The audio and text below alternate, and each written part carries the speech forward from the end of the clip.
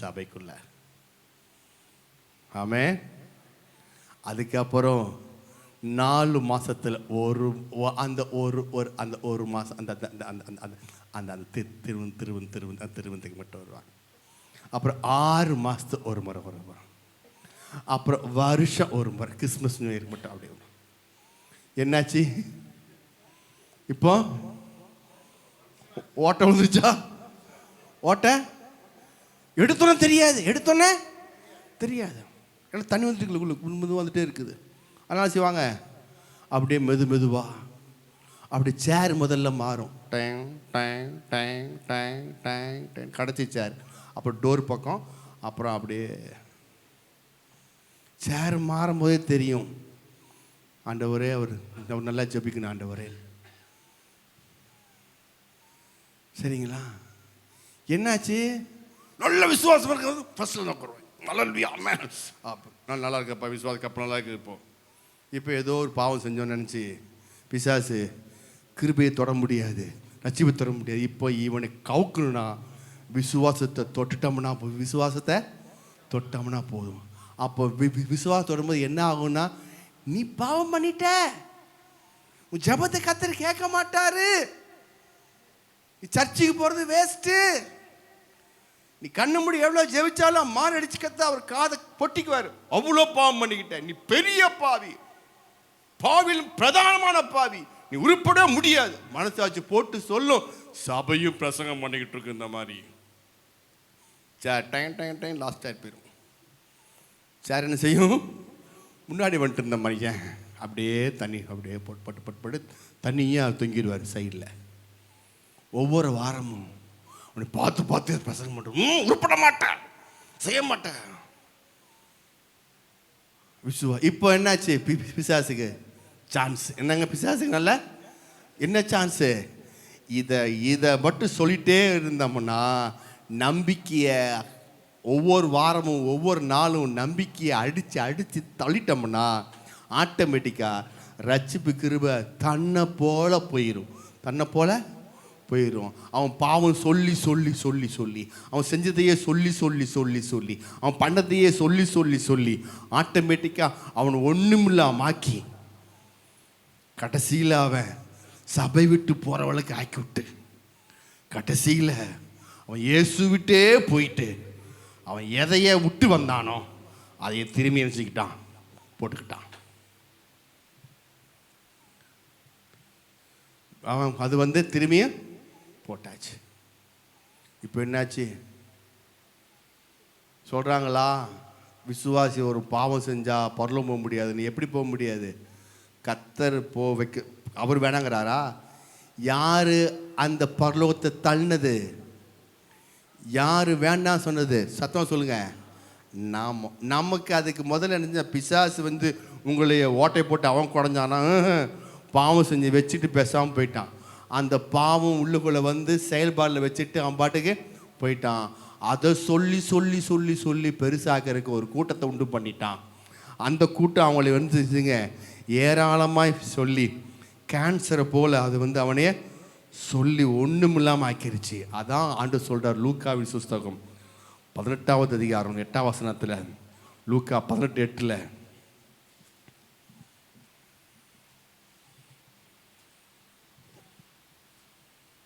சீக்கிரத்திலே அவர்களுக்கு நியாயம் செய்வார் என்று உங்களுக்கு சொல்லுகிறேன். ஆகிலும் மனுஷகுமாரன் வரும்போது பூமியிலே விசுவாசத்தை காண்பாரோ என்றார். ஆகிலும் மனுஷகுமார் வரும்போது பூமியிலே விசுவாசத்தை, ஆமா சொல்றாரு, மனுஷகுமார் வரும்போது பூமியில் நினைச்சிங்க. ஏன்னா இவனுக்கு எல்லா இடத்துலையும் போய் பார்த்து அவன் ரட்சிக்கப்பட்டவங்க எல்லாத்துக்கும் இன்னைக்கு என்னாச்சு? நம்பிக்கை போயிடுச்சு, விசுவாசம். இனிமேல் நான் ஜெபிச்சு என்ன பிரோஜனம் ஐயா? நான் இனிமேல் ஜெபிக்க முடியாத, நான் பெரிய பாவியாம என்ன பெரிய எல்லா கூட்டத்தையும் நீக்கி அநியாயத்தை நீக்கி சிலுவையில் இயேசு ரத்தம் உனக்கு ஆக தொங்கிக் கொண்டே இருக்கிறது. ஹல்லேலூயா. உன் பாவங்களையும் மிருதுகளையும் மன்னிக்கத்தக்கதாக இயேசுவுடைய கல்வாரி ரத்தம் உன்னுடைய இருதயத்துக்குள்ளே ஓடிக்கொண்டே இருக்கிறது. நீ எப்பேற்பட்ட பாவியா இருந்தாலும், எப்பேற்பட்ட துரோகமா இருந்தாலும், அவர் மன்னிக்க அவர் வல்லமையுள்ள தேவனா இருக்கிறார். அவர் அன்பின் கரம் உன்னை தொட்டு தூக்குகிறது. அல்லேலூயா. சொல்லும் போது என்னாச்சு அவனுக்குள்ள? ஆஹா, ஒரு பெரிய தெளிவு உண்டாகுது. ஏன்? இதை விசுவாசத்தை அடிச்சோம்னா என்னாச்சு? ஆட்டோமேட்டிக்கா கிருபை இருக்காது. கிருபை இல்லாட்டினா ரட்சிப்பு இருக்காது. அப்போ விசுவாசத்தை பற்றி கேட்காதபடி அவன் அடிக்கடி என்ன கேட்க வை. விசுவாசம் இல்லாத எதெல்லாம் சொல்றாங்களோ அதையெல்லாம் கேட்க வை.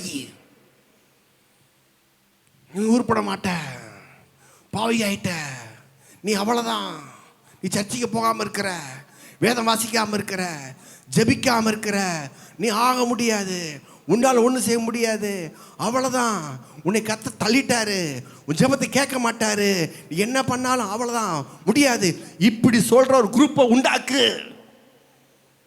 அந்த குரூப்ல பிசாச குரூப் அது என்ன செய்யும்? அவன் நம்பிக்கை இப்படியே சொல்லி இப்படி எப்படி விசுவாசம் வந்துச்சு சொல்லுங்க? எப்படி வந்துச்சு? சுவிசேஷம் என்ன அர்த்தம்? நற்செய்தி. சொல்லுங்க, நற்செய்தி சொல்லுறதா சுவிசேஷம். இந்த நற்செய்தியை முதல்ல மாற்றி விட்டுறான். பாவம் செஞ்சோன்னே இங்கே கை வச்சு ஓட்டை போட்டனே அவனை ஆட்டை போட ஆரம்பிக்கிறான். அல்லேலூயா, பிரைஸ் தி லார்ட். ஓட்டை போட்டு கடைசியில் அவனை ஆட்டை போட ஆரம்பிக்கிறான் பிசாஸ். இப்போ நற்செய்தி சொல்லாதபடி அவனுக்கு எல்லா செய்தி எப்படி வருது? நீ அப்படி இப்படி அப்படி இருந்த சுசேஷத்தை அவன் சுசேஷமாக அறிவிக்கல. நல்ல செய்தி கிடையாது. அவனை குற்றப்படுத்துகிற, குத்தி அவனை ஒரு வழி ஆக்குற செய்தியை கொடுத்தாச்சு. இப்போ ஆட்டோமேட்டிக்கா அப்படியே போயிடுச்சு. அதான் பவுல் சொல்றார் 2 தீமோத்தேயு 4:7 நல்ல போராட்டத்தை போராடினேன், ஓட்டத்தை முடித்தேன், ஜெபஜீவியத்தை காத்துக்கொண்டேன். அப்படியே போட்டிருக்கு. 2 தீமோத்தேயு 4:7 2 தீமோத்தேயு 4:7 எல்லாம் வாசிங்க. நல்ல போராட்டத்தை போராடினேன், ஓட்டத்தை முடித்தேன், விசுவாசத்தை காத்துக்கொண்டேன், அப்புறம் ஜெப ஜீவியத்தை காத்துக்கொண்டேன். அப்படியே போட்டிருக்கு. என்ன போட்டிருக்கு? விசுவாசத்தை. 2 தீமோத்தேயு 4:7 நல்ல பவுல் சொல்றார், நல்ல போராட்டத்தை போராடினேன், ஓட்டத்தை முடித்தேன், விசுவாசத்தை காத்துக்கொண்டேன். ஹல்லேலூயா. எது முக்கியம்? மிக முக்கியம் விசுவாசத்து முக்கியம். எப்போ ஜெபிச்சாலும் கர்த்தர் கேட்பாரியா? ஹல்லேலூயா. எங்க ஜெபிச்சாலும் கேட்பாரியா? எந்த இடத்துல ஜெபிச்சாலும் கர்த்தர் கேட்பாரியா? கண்ணு மூடி இயேசுவேன்னு சொல்லும் போதெல்லாம் அவர் அப்படி தகப்பன் அப்பா உடனே வந்து நிற்பாரு. விசுவாசத்தை காத்துக்கொண்டு சொல்லுங்க. நல்ல போராட்டத்தை போராடினேன், ஓட்டத்தை முடித்தேன், விசுவாசத்தை. சரி, அப்போ சிலவர்களாம் பாவம் செஞ்சோன்னா ஆட்டோமேட்டிக்கா நஷ்டப்படுதே, ஆசீர்வாதம் போயிடுதே அப்படின்னா, ஏன் நஷ்டப்படுது, ஆசீர்வாதம் போகுது? என்னாச்சு? விசுவாசம் என்ன கப்பலில் சேதப்படுத்தி, விசுவாசம் என்ன கப்பலில் ஒன்றும் இல்லாமல் உடஞ்சி போனதுக்கப்புறம் இவர் என்னதான் ஆசீர்வதிக்கப்பட்டு கப்பலுக்குள்ள உக்காண்டு இருந்தாலும், ரட்சிப்பின் பாத்தை எடுத்து உக்காண்டு இருந்தாலும், கப்பல் உடஞ்சி போன எல்லாமே நினச்சிங்க ஆட்டோமேட்டிக்கா ஆசீர்வாதம் எல்லாம் போயிடும். சரிங்களா? ஆசீர்வாதம் எல்லாமே போயிடும். இப்போ எல்லாம் போனதுக்கப்புறம் ஐயோ நான் செஞ்ச பாவத்தினால எல்லாம் போயிடுச்சு ஆண்டவரே, என்னை மன்னிங்கப்பா அப்படின்னு கேட்டுட்டீங்கன்னா எல்லாம் போனது நல்லது. சொல்லுங்க.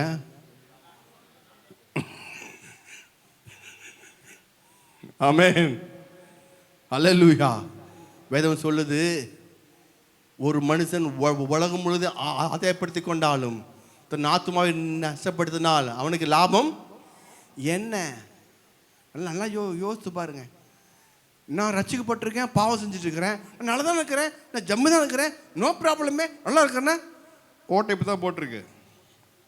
ஓட்டை இப்போ தான் போட்டிருக்குமா உடனே கொஞ்சம் நாள் ஆகட்டும். ஆக ஆக ஆக ஆக ஆட்டோமேட்டிக்காக இல்லை பெருசு ஆக ஆக தண்ணிக்குள்ளே போய் கடைசியில் ஒன்றுமில்லாமல் போய் உடனே ஐயோ தெரியாமல் போச்சு. ஆமென், ஹல்லேலூயா. இப்போ நான் என்ன சொல்கிறேன், சரி பிசாசே ஒரு பாவம் செஞ்சு போட்டு ஓட்டையை போட்டான், நம்மளுக்கு வந்து ஆகிப்போச்சு. இப்போ விசுவாசம் கப்பலில் ஓட்டையை போட்டோம். இப்போ ஓட்டை அடைக்க முடியுமா, அடைக்க முடியாதா? தேவனால் கூடுமா, கூட முடியாதா? தேவனால் எல்லாம் கூடுமா? இப்போ ஓட்டை அடைக்க முடியுமா? அப்போ ஓட்டை அடிக்கிற செய்தி கடை தான் அடைக்க முடியும். ஓட்டை அடைக்கிற செய்தி கடை தான் அடைக்க முடியும். எந்த செய்தி கேட்டோ அந்த செய்திக்கு தான் என்ன செய்யும் உங்களுக்கு? எகிப்தின் செய்தி கேட்டா எகிப்தின் செய்தி கேட்டா என்ன இருக்கும்? நோய். தீர்வின் செய்தி கேட்டா நோய். அதே போல ஓட்டை அடைக்கிற செய்தி கேட்டா ஓட்டை அடைக்கப்படும். ஹல்லேலூயா. புரியுதா புரியலீங்களா? சரி, இப்போ நான் கேட்குறேன், அப்போ இப்போ நஷ்டமானதில்லை, அதுக்கு என்ன அர்த்தம்? நீதிமொழிகள் புஸ்தகம் 11ஆம் அதிகாரம், நீதிமொழிகள் புஸ்தகம். சமயம் ஆயிடுச்சு, 8 மணி ஆயிடுச்சு, கரெக்டாக முடிக்கிறேன்.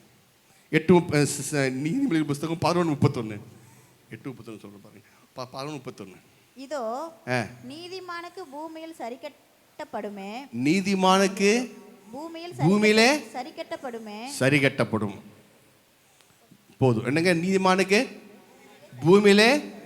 அப்படின்னு அர்த்தம், நீங்க செஞ்ச ஒவ்வொரு பாவத்துக்கும் ஒவ்வொரு காரியத்துக்கும் இந்த பூமியிலே அது சரி கட்டப்பட்டும். நியாய தீர்ப்பு வரைக்கும் நீங்க கர்த்தர் உங்களை கொண்டு போக மாட்டாரு. புரியுதா புரியலீங்களா? நான் சொல்றது புரியுதா புரியலீங்களா? நியாய தீர்ப்பை நீங்க கொண்டு போயிட்டீங்கன்னா உங்களுக்கு என்ன உண்டாகும்? அங்க நியாய தீர்ப்பு பாடும்போது நீங்க அங்க நியாயம் தீர்க்கப்பட்டீங்கன்னா உங்களுக்கு நரகம் கிடைச்சிடும். இங்கே நியாயம் தீர்க்கப்பட்டு உங்களுக்கு இங்கேயே என்ன செய்யுங்க? ஆட்டோமேட்டிக்கா நீதிமான தெரியுமா? வாசிங்க. இதோ நீதிமானுக்கு பூமியில் சரிக்கட்டப்படுமே. நீதிமானுக்கு பூமியிலே சரி கட்டப்படும். அப்போ இன்னும் வசனம் இன்னொன்றுக்கு பாருங்க. 1 தீமோத்தேயு 5ஆம் அதிகாரம் 24ஆம் வசனம்.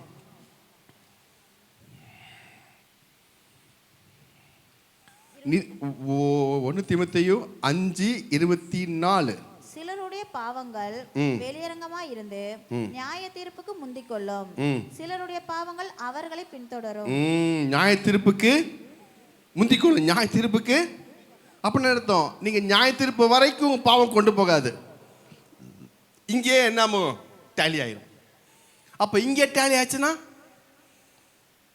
இங்கே டேலி ஆச்சுன்னா உங்களுக்கு நியாய தீர்ப்பு இல்லை. ஏன்னா இங்கே நியாய தீர்த்துட்டார்ல, பூமியில உங்களுக்கு நியாய தீர்ப்பட்டாச்சு. அதனால உங்க பரலோகத்தில் நியாய தீர்ப்பு இல்லை. நீங்க என்ன செய்யணும்? ஆட்டோமேட்டிக்கா கர்த்தரோடு யுக யுகமா இருக்கலாம். ஆமென். அப்போ நஷ்டமாயிருச்சு, கஷ்டமாயிருச்சு. இது நீங்க செஞ்ச ஒவ்வொரு காரியத்துக்கும் கர்த்தர் செய்யல. பாவத்துடைய தன்மை, மனிதன் எதை விதைத்தானோ அதையே அறுப்பான். இப்போ அதையே அறுப்பான். இப்போ நான் வச்சிருக்கேன் வைங்களேன். இப்போ நான் ஒரு செடியை வச்சிருக்கேன். அந்த செடி முள்ளு செடி வைக்கிற, அந்த செடி ஒரு முள்ளு செடி. அந்த முள்ளு செடியை ஒரு ஒரு 10க்கு 10 வச்சுருக்கேன். ஒரு 5க்கு 5 வச்சுட்டேன். தெரியாதானே வச்சுட்டேன். பாவம் நீங்களே, ஏதோ ஒரு பாவத்தை நான் வச்சுட்டேன். அதான் முள்ளு செடி. இப்போ கேட்குறேன், ஐயோ வைக்கக்கூடாதாம்மா, ஐயோ ஆண்டவரே அப்படின்னு சொல்லி நினச்சிட்டேன். முள்ளு செடியை வச்சாச்சு, இனிமேல் அது நினச்சி அது பிடுங்கினாலும் வலிக்கும். வச்சது மனுஷனை எதை விளைத்தானோ அதையே அறுப்பான்னு வச்சாச்சு, செஞ்சிட்டேன், பண்ணியாச்சு. இப்போ நான் அதுக்கு சுற்றியும் 2 ஏக்கராக்கு பலாமரம், வாழை மரம், பப்பாளி, கொய்யா, மாதுளம்பழம் இது ஃபுல்லாக வச்சுட்டேன்னா, இந்த முள்ளு செடி எனக்கு நட்டம் உண்டாக்குனாலும் இந்த நட்டத்தை சமாளிக்க 2-3 ஏக்கரா என்ன உண்டாகுது எனக்கு? ஹலோ, என்ன உண்டாகுது? கனி கொடுக்கிற ஜீவனுக்கு உண்டாயிருச்சு. புரியுதா புரியலைங்களா? ஆமே. இப்போ நான் ஏதோ தப்பு செஞ்சுட்டு விதைச்சாச்சு. இப்போ நான் செய்கிறேன், மனம் மாறி ஒரு 2-3 ஏக்கராக்கு எப்படிங்க 2-3, இது 5 தான் வச்சுருக்கேன், அது எனக்கு 2-3 ஏக்கர் அளவில் நான் நல்லது செய்ய ஆரம்பிக்கிறேன். ஜெப ஜீவித்தை பெருக்க ஆரம்பிக்கிறேன். விசுவாச வார்த்தை சொல்ல ஆரம்பிக்கிறேன். விசுவாச வார்த்தை கேட்க ஆரம்பிக்கிறேன். விசுவாச வார்த்தை கேட்டு விசுவாசத்தை பெருக ஆரம்பிக்கிறேன். இப்போ இது காணாமே போயிடும். ஹல்லேலூயா. அதான் வேதம் சொல்லுகிறது, நிறைவானது வரும் பொழுது குறைவானது ஒளிஞ்சு போகும். ஹல்லேலூயா. இப்போ நீதிமானுக்கு பூமியிலே சரி, இப்போ உங்களுக்கு ஏதாச்சும் நஷ்டம் ஆயிடுச்சு, இல்லை ஏதோ பாவத்திலேயோ ஏதோ ஒன்று நஷ்டம் ஆச்சுன்னா கர்த்தருக்கு ஸ்தோத்திரம், சரிப்படுத்தியாச்சு. சரி, இப்போ புதிய அத்தியாயம் ஸ்டார்ட் ஆகுது. இப்போ புதிய உலகம் உண்டாகுது, புதிய காரியம் உண்டாகுது. இது என்ன செய்யுது? இன்னையிலேருந்து இந்த நாள்லேருந்து இந்த வருஷத்துலேருந்து 2026லேருந்து என்னை கோடாகோடியாய் பெருக செய்யுது. ஹல்லேலூயா. அது என்ன வாழ்க்கையில் பெரிய காரியம் செய்ய போகுது. ஏன்?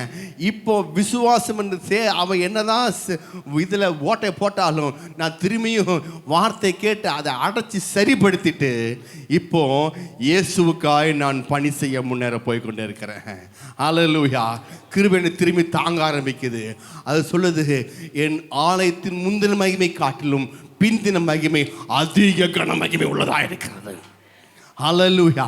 முன்னாடி இருந்த காட்டிலும் இப்போ வர காரியங்கள் இன்னும் அதிக கனமகிமை உண்டதாக இருக்கும். நான் ஏதோ தப்பு பண்ணியிருக்கலாம், பாவம் பண்ணிக்கலாம், அதனால கர்த்தர் என்னை விட்டு விலகலை, அவருடைய கிருபை என்னை விட்டு மாறல. ஆனால் இப்போ நான் செஞ்சேன், மனம் திரும்பி கர்த்தரை ஏற்றுக்கொண்டு திரும்பி வார்த்தை அறிக்கை பண்ணி இன்னும் அதிகமாக தேவன் இடத்துல கொண்டு செல்லும்போது என் ஆசீர்வாதங்கள் பல ஆயிரம் மடங்கு பெருசாக இருக்கும். ஹல்லேலூயா. ஆமென். ஏனால் பெலத்தினாலும் அல்ல, பராக்கிரமத்தினாலும் அல்ல, தேவனுடைய ஆவினாலே. அதுக்கு முன்னாடி நான் இருந்தேன், என் பலத்தில் இருந்தேன், என் பராக்கிரமத்தில் இருந்தேன். ஆனால் இப்போ அவருடைய ஆவியில் பிடிச்சிட்டு எல்லாம் சிம்ம சாமி ஆயிடுச்சு. அடுத்தவன் தொடருவோம். ஹல்லேலூயா.